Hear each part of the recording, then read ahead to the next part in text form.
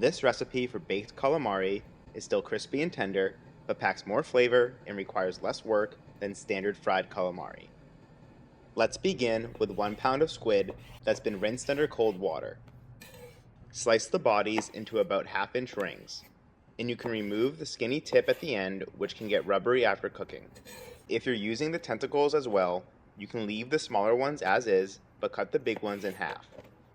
Let the squid dry out on some paper towels while we prepare the rest of the ingredients, which we'll start by chopping about a 1/4 cup of fresh Italian parsley.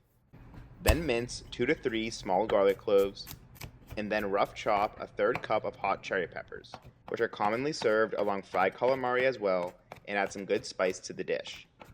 In a bowl, pour in 4 tablespoons of olive oil, along with 1 tablespoon of the brine the peppers are kept in. Toss in all the chopped ingredients, along with the zest of 1 lemon and about a tablespoon's worth of the juice. Then 3/4 teaspoon of salt and several grinds or about a half teaspoon of black pepper. Give that all a good mix and then drop in the cut up squid before stirring it all together very well. Let that marinate for about 15 to 20 minutes, which is a good time to preheat your oven to 430 degrees.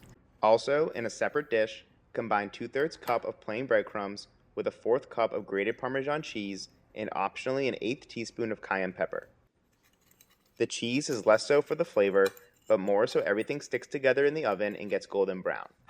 After marinating, pour over the squid and begin tossing it together with the crumbs. And it's best to switch to your hands to ensure everything gets coated evenly. This is also why you want to use a dish with high sides for this process. On a large baking sheet lined with parchment paper, begin drizzling over a couple tablespoons of olive oil. Pile on the calamari, and you want to space out everything evenly so no pieces are laying on top of each other. Sprinkle over any of the breadcrumbs that remain in the dish. And of course finish with another tablespoon of olive oil over the top. Place the pan in the bottom third of your oven and set the timer for 15 minutes. But after 12 minutes have elapsed, switch the oven to a low broil to remove any moisture and get the top golden brown. Make sure you keep an eye on it for the final couple minutes.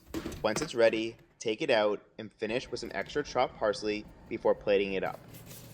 Please write any questions or thoughts in the comments and let me know if you plan on trying this one out. Thank you for watching.